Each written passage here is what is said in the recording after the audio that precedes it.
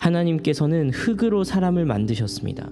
여기서 흙이라는 말은 먼지와 티끌을 가리키는 말입니다. 사람의 육체로만 놓고 봤을 때 특별할 것이 없는 존재입니다. 여러분, 그런데요, 성경은 사람이 육체로만 되어 있지 않고 하나님으로부터 난 영으로 되어 있다는 사실을 보여주고 있습니다. 여호와 하나님이 땅에 흙으로 사람을 지으시고 생기를 그 코에 불어넣으시니 사람이 생명이 되니라 라고 했습니다.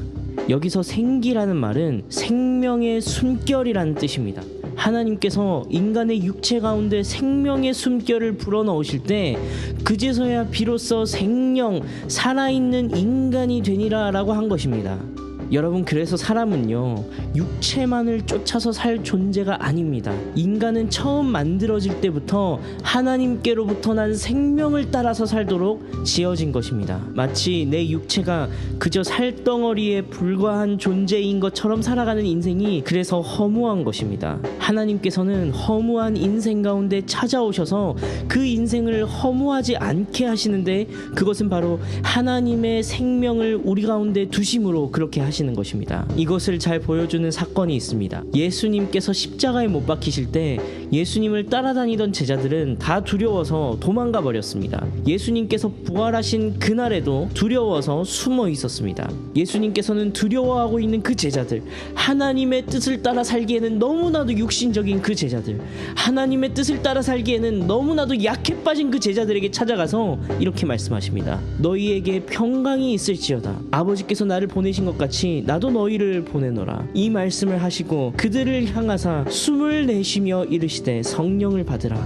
겉으로는 살아있는 것 같지만 그 속에 참된 생명이 없었던 그 제자들을 향해서 예수 그리스도께서는 하나님이 사람을 창조하셨을 그때처럼 숨을 불어내쉬면서 성령을 받으라 라고 말씀하신 것입니다. 사람은 육체만 쫓아서 살아갈 존재가 아닙니다. 사람은 하나님의 생명을 쫓아서 살아가야 할 존재입니다.